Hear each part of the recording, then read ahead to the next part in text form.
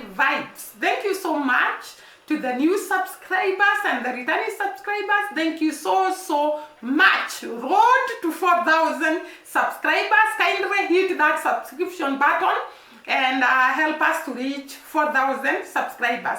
We are just remaining a few subscribers to hit the 4,000 button of the subscribers.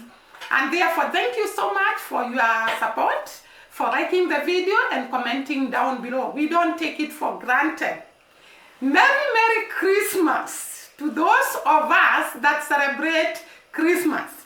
If you are a Christian, Merry Christmas to you, and to all of us, a very blessed and prosperous 2025, even before we come to it.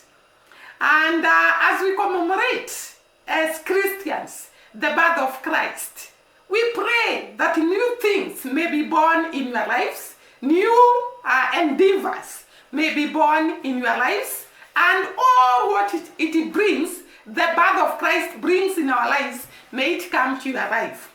Today we are going to talk about some great readers.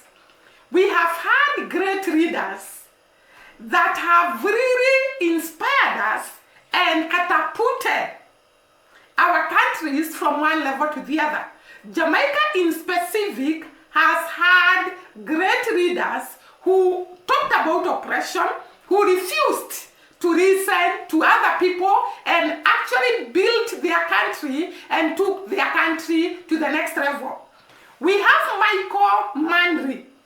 This was a reader in Jamaica, and during Micheal Manley's time, Jamaica was able to actually have free education, free health, and there was the implementation of NHT. He did a lot of things, and he fought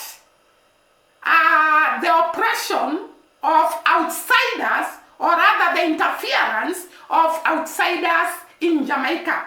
And due to this, it is said that Jamaica was given a cut-off in supply of food because of the stand of Micheal Manley. But literally, did they know? The oppressors, they didn't know that in Africa there will rise another Micheal Manley, another who? Marcus Garvey, another strong leader who will stand and say no to interference, and say no to dictatorship, and say no to commands from above. What am I talking about? We are going to listen to one of the African leaders that we admire, that we love. I could see in one of the videos so many people commenting all over Caribbean. Jamaicans are actually congratulating him and praying for him to have a long life. Grenaders, all over Guyanans, all over Caribbean, people were coming to the comment section to actually pray for this reader and to congratulate him and to tell him that he's doing a good job. Meaning that this great man is reviving what was started by Marcus Garvey and what was started by Micheal Manley. I'm talking about Ibrahim Traole. Is it Traore? Ibrahim Traore, the president of Burkina Faso. This great man has refused the interference of other people in their land. And he has shown Africa that it is possible to build our own land on our own income without necessarily borrowing from the West, borrowing from other sources, and we can actually build a strong, united Africa and Caribbean using the resources that we have. Ibrahim Traole, or Traore, I usually call him Traole, but he's supposed to be Traore, has actually done a lot to the people of Burkina Faso. He has constructed the biggest hospital all over the world. He has constructed an airport. he has constructed roads, infrastructure, without requiring money from outside. And in one of the videos, he was heard, or rather we are going to hear him, actually telling the Jamaican leaders, the African leaders, the Caribbean leaders to unite and run away from colonial masters. He is telling them, those that go after satisfying the colonial masters and are commanded what to do by the colonial masters, they are told to oppress their own. They are told to hike taxes. They are told to do this and that so that they can please the colonial master.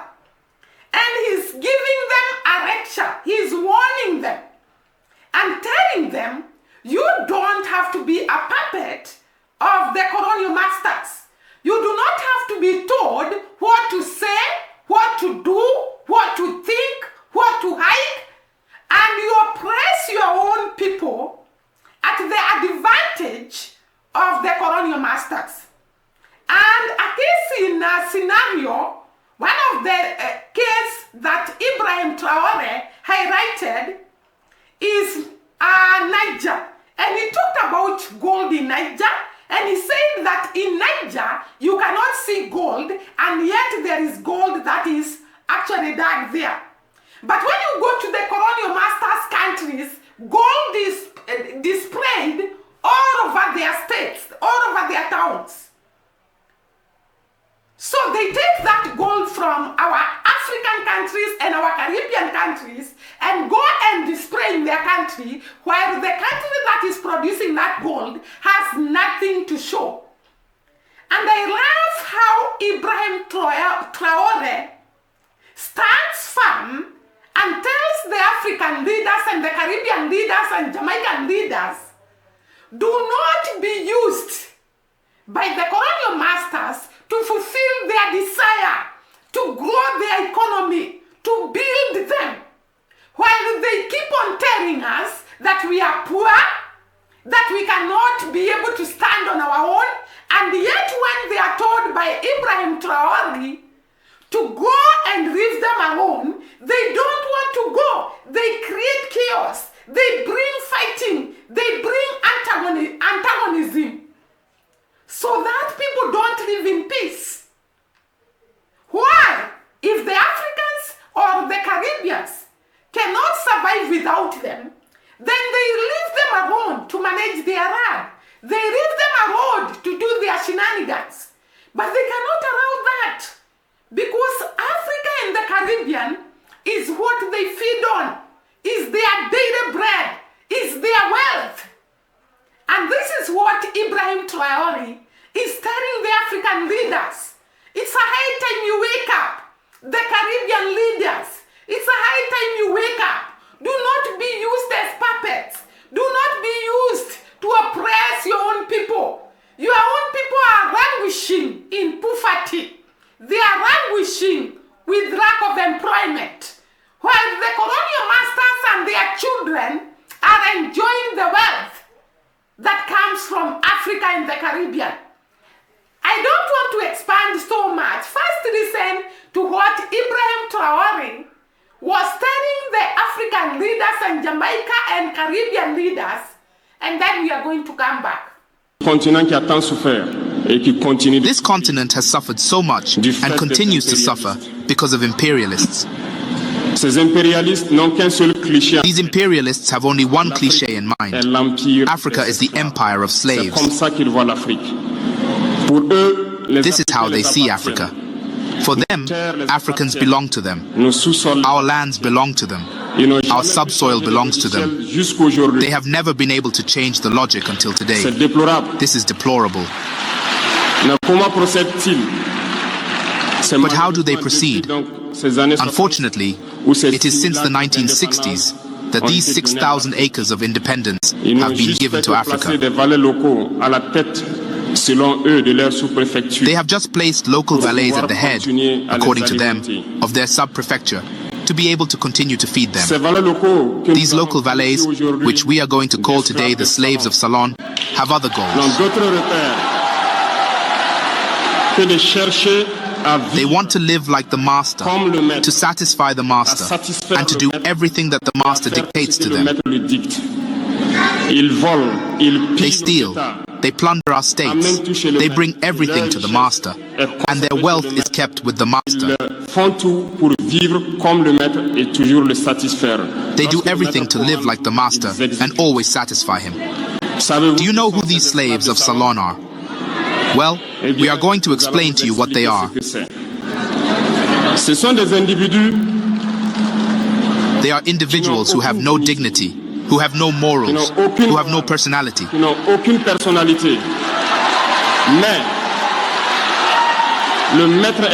But the master slave has always known how to identify these individuals. They are always ready to betray their brother, to satisfy the master.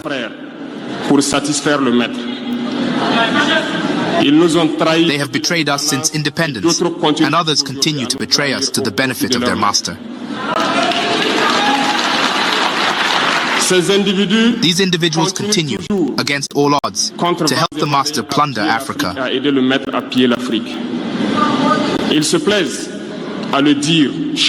They like to say it every year. In their economic polls, Burkina is the poorest country, Mali is the poorest country, Niger is the poorest country. We are ranked among the last.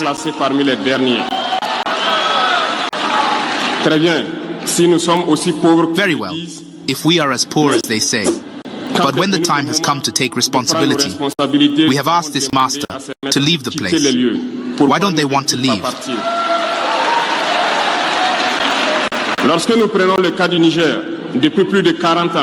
When we take the case of Niger, for more than 40 years, some countries have been exploiting uranium to produce energy at home. From Ottawa to Paris, the streets are illuminated. It is the light. But in Niger, it is the darkness that has served us.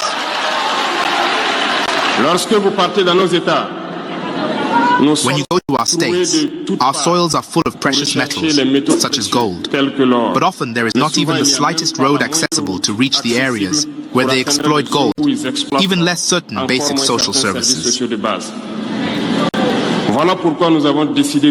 This is why we have decided to revolt and take the fate of our countries into our own hands.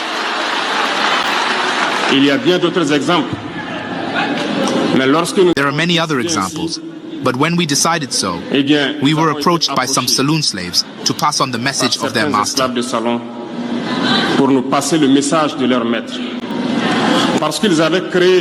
Because they had created this kind of polymer chain that rises to the heads of our states to serve them.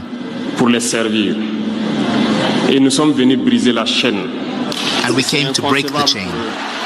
And it is inconceivable for them. They approached us and asked us to enter the ranks, make the elite leave that must lead Africa.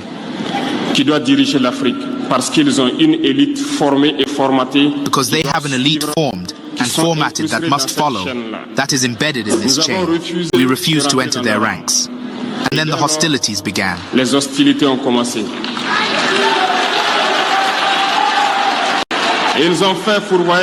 They have sent several mercenaries and trainers to our area. The agents have descended into the Sahel to carry out barbaric, cowardly attacks against our people, hoping to revolt them. In addition to these attacks on the ground, the attacks on communication, manipulation, and disinformation are full in their ranks.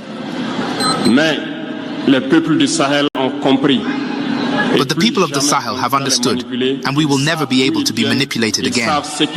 They know where they come from, they know what they are doing, and they know where they are going.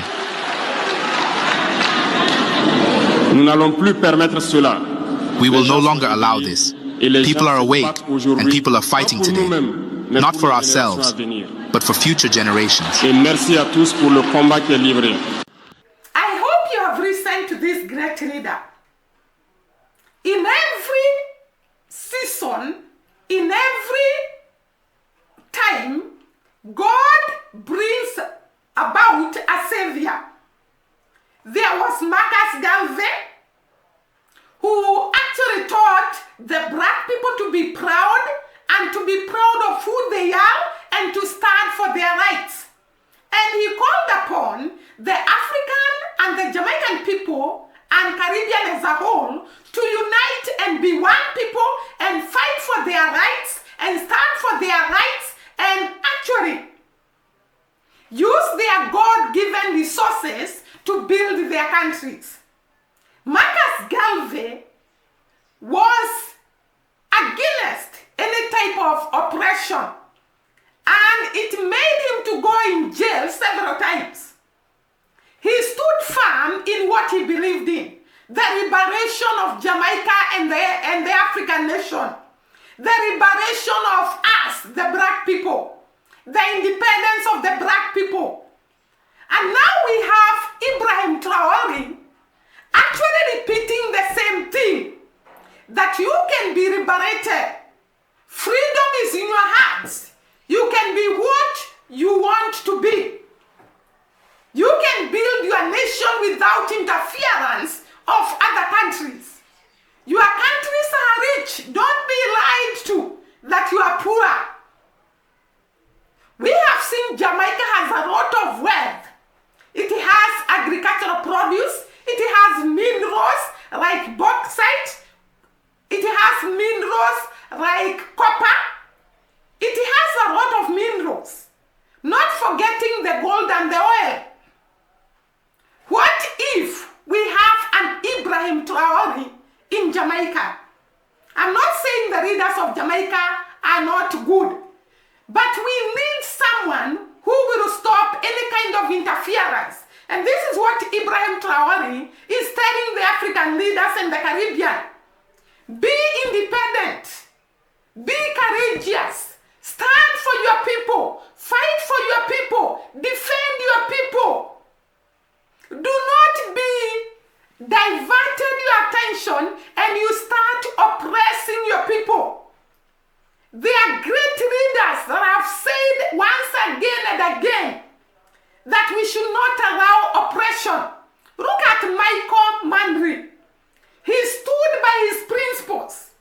He refused the Jamaican people to be oppressed.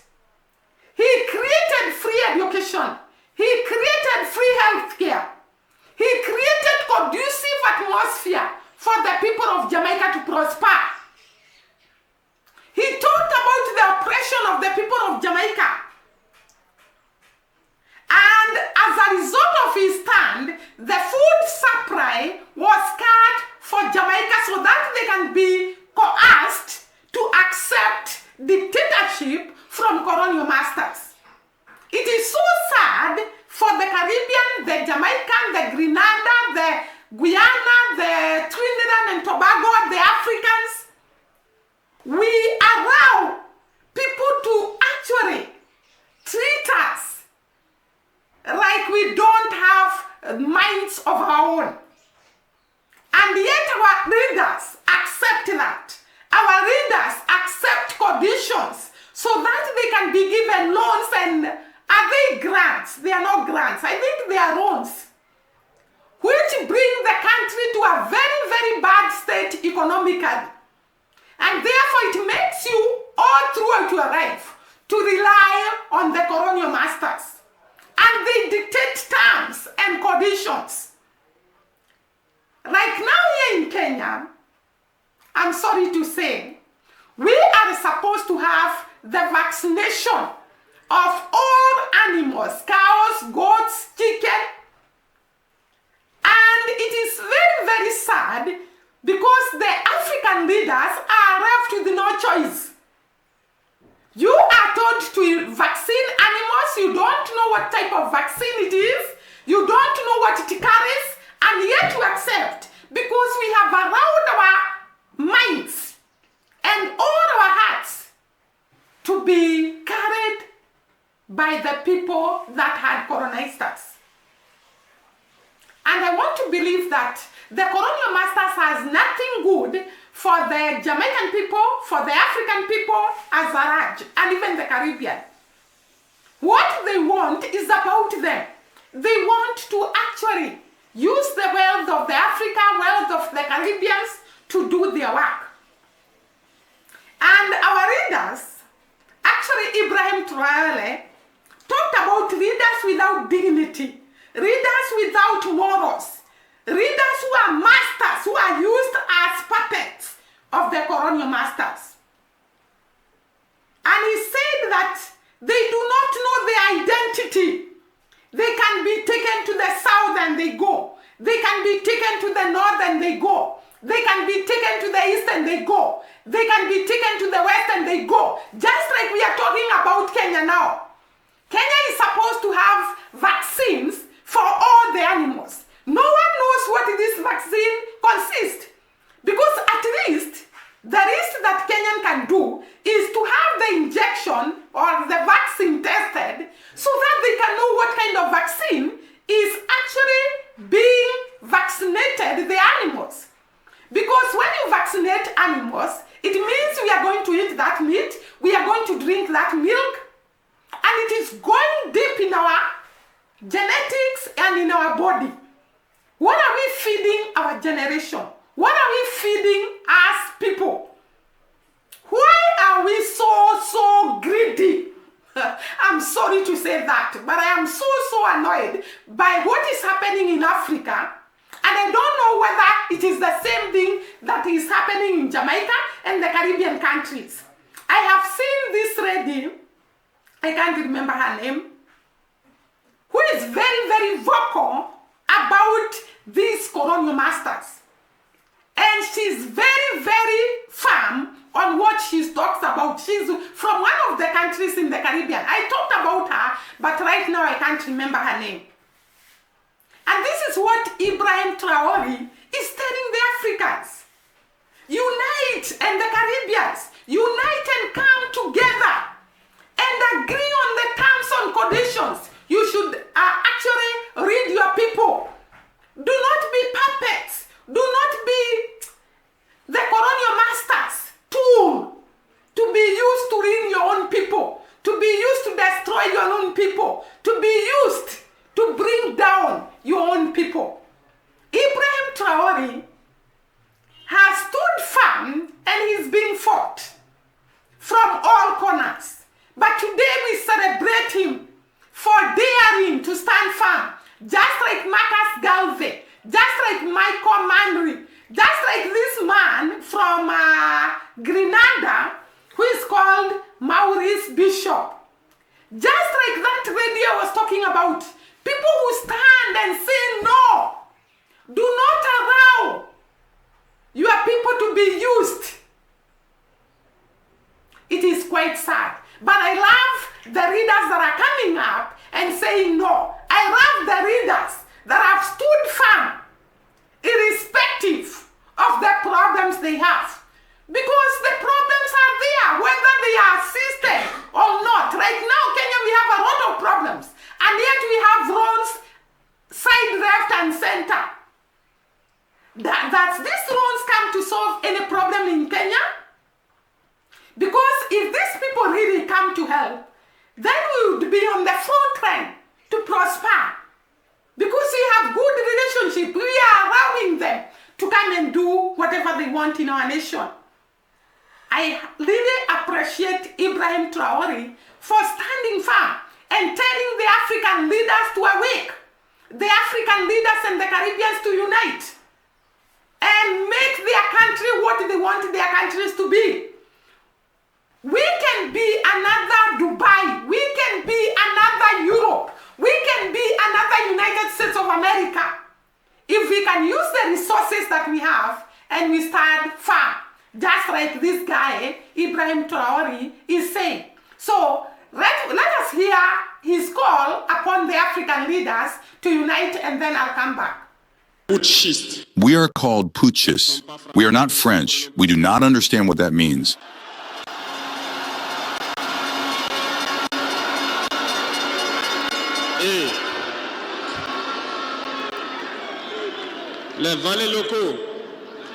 And the local people, who surely do not even understand the profound meaning of the word, also call us putschists. Very well, we appropriate it. Over the years, as far as Burkina Faso is concerned, You may have noticed, all the bodies have been destructured. No more training, nothing left for the army. They imposed in all our major states, all our schools and all our strategic structures, what they called military councils.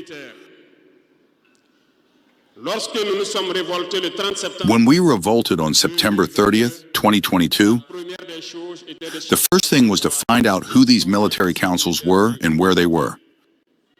So we were able to identify that the evil was deep. And the first thing was to ask them to leave our army.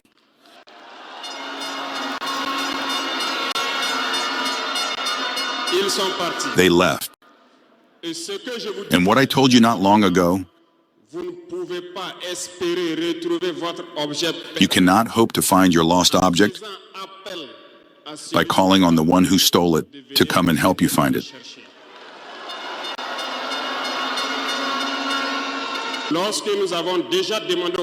When we asked the military councils to leave, we felt manifestations.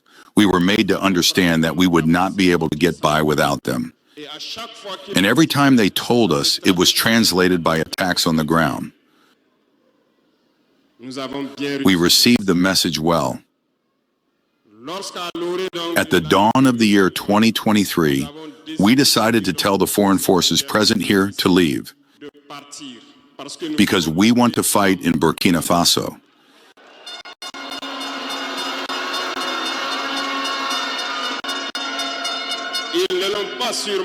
They did not surely appreciate it, but why come and die on our land for us? We prefer to fight ourselves. We ask them to return home. Unfortunately, I tell you here today, as I like to say, colonization has returned. There are slaves of Ceylon who still have not understood. In the meantime, military officers wrote to us and approached us to tell us that it was a very bad decision and that we would not last 2 months. Files were written. We were sent these files to make a strategic analysis of their thoughts.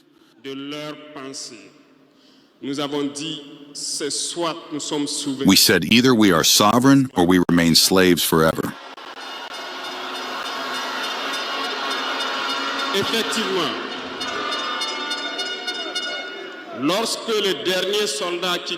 Indeed, when the last soldier left Burkina Faso, we understood what it was about. The attacks followed immediately. Dehao, Timnikov, Partiaga, and so on.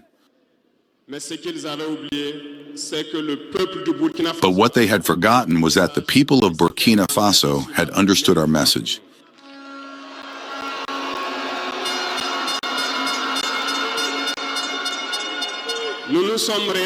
And had engaged in the same way as we did. We reorganized quickly, and suddenly we noticed that all the sleeping terrorists had woken up in Burkina Faso. We reorganized the army as quickly as possible. At an unequal speed, we have created several units, and even if several others are yet to come, we have equipped them. And today this equipment continues because in the days to come, the months to come, what you will see coming to Burkina Faso must make our army a power to fear.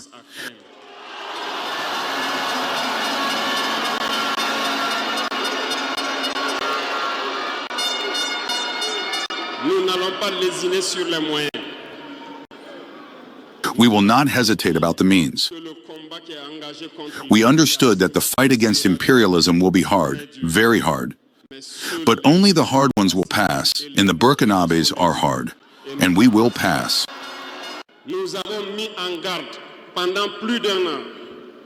We have put on guard for more than a year the local valets, the slaves of Ceylon, so that they do not betray their country for the benefit of imperialism. Some have understood and organized themselves. Others have not understood. Maybe they thought they were smarter, but today We have no more feelings about this theft.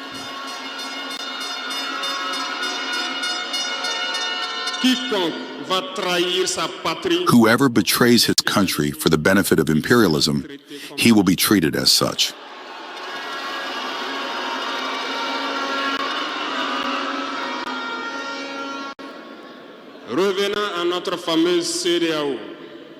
Returning to our famous ECOWAS, since we decided to leave the ECOWAS, the slaves of Ceylon have been driven everywhere. They want to scare the people. They want to scare everyone. God, thank you. In a recent past, there were only a handful of people who had the right to speak. On the TV sets, that's what they said, who were ready for the gospel. Today, with the new technologies, which of course have advantages and disadvantages, everyone has the right to speak. And I think the Yayiyayes are the first to confirm this.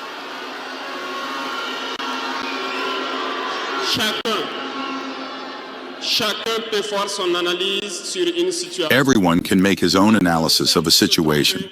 We can certainly make mistakes, but when we come to understand, we are open to explain the process.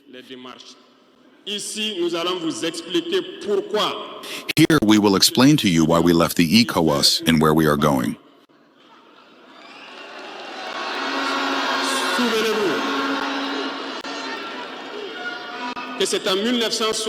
Remember that it was in 1975 that it was created.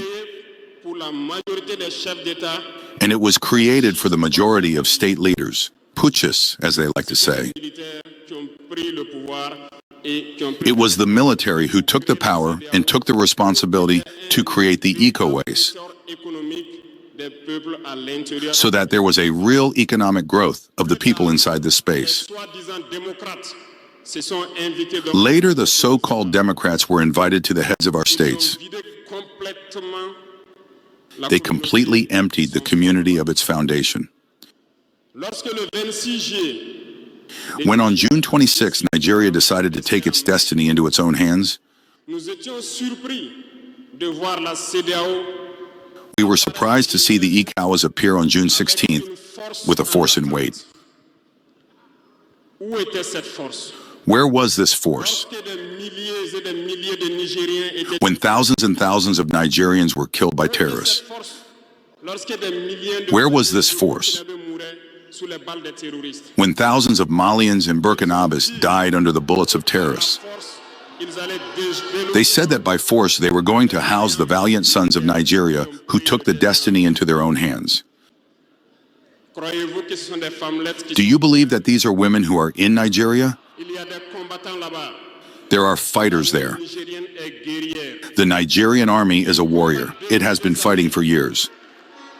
It is not a parade army or a peacekeeping army. And the armies of the ECOWAS have decided to unite. We are waiting for this force in weight.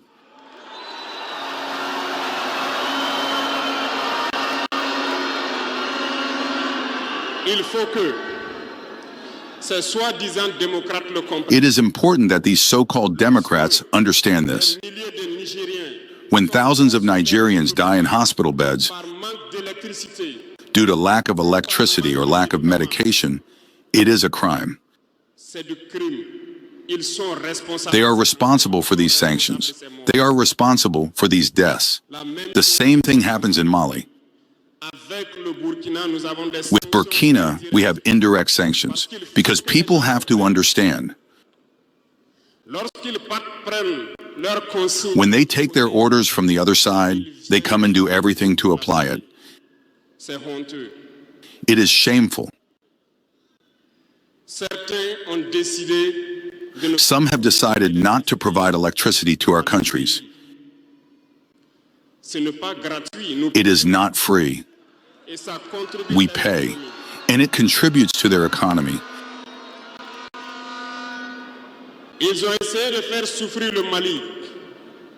They have tried to make Mali suffer And of course, by ignoring all the texts and not providing electricity to Mali, hoping that the population would revolt. It does not work. When it lasted, some were forced to make their own people pay by increasing the cost of electricity. It will increase again.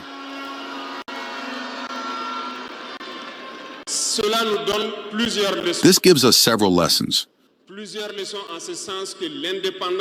Several lessons in the sense that the independence we take, the sovereignty we take, we must do everything for it to be. They have given us very good lessons, and we have understood very well.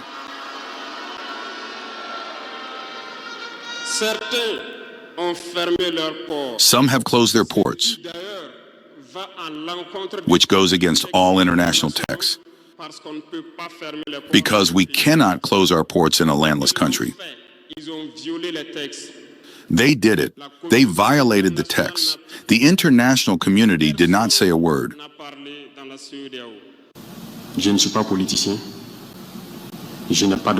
I am not a politician and I don't beat around the bush. I am a soldier and I prefer to tell you the truth. Everyone is free to take it or leave it. Everyone drives their car, everyone lives well. We eat in the morning, we eat in the afternoon and evening, and we do whatever we want to do. We are free to speak, to say what we want. This is democracy. This is the law. That's all. That's all we know in Ouagadougou. But go and see them, the children who are skin and bones. Go see those who are starving. Go see those women who can no longer breastfeed because they have nothing left in their breasts. Go see them. Let's not pretend. If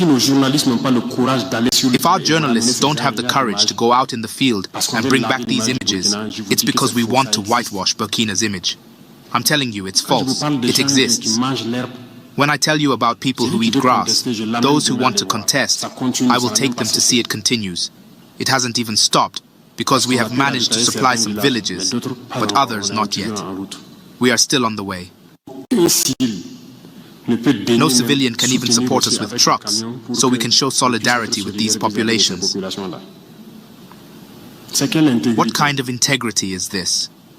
What is integrity, Burkina Faso? What is it? This lack of support has deeply unsettled and revolted us. Until we truly address the core issues plaguing this country, we will remain in a state of unrest and discontent. For the moment, we've managed to secure some trucks in the army and have been using our own means to transport supplies. However, this hasn't really added much to the support for the starving populations. And even in doing this, there's been a distinct lack of empathy. The citizens were aware of the situation, but they've remained on the sidelines. This is to say that solidarity has disappeared in Burkina. Have pity for the people. Have pity for the youth. Have pity for the children. What have these villagers done so that when the sun sets, they find themselves in caves and under trees? They leave village after village, and in the morning they come back to see if everything is okay before returning. They sleep in the bush. They cannot sleep in their homes. We don't tell you these truths. This is the reality of Burkina. We only see our cities. We are responsible for what happens to us, and we will be fully responsible for what will follow, whether it is good or bad. It will depend on our behavior in the future. You can hear the voice of Marcus Garvey, the voice of Micheal Manley, persuading the Caribbean and the African people to unite, to actually rely on their God-given wealth and talent, to stop relying on the outside and build their strong country using their own hands. This is the call that Ibrahim Traole is actually asking the African leaders and the Caribbean leaders, and specifically the Jamaican leaders. Because we have come to know a lot about Jamaica. Maybe I've not learned about the other states in the Caribbean, and therefore we need strong leaders who are going to say no to any influence from the four corners of the wheel. And that way, we are going to build a strong nation, a strong Africa, a strong Jamaica, a strong any other country in the Caribbean, and we are going to grow our economy. That is all what I had for today. Thank you so much for watching our videos. Once again, see you during the next video. Bye-bye, and God bless.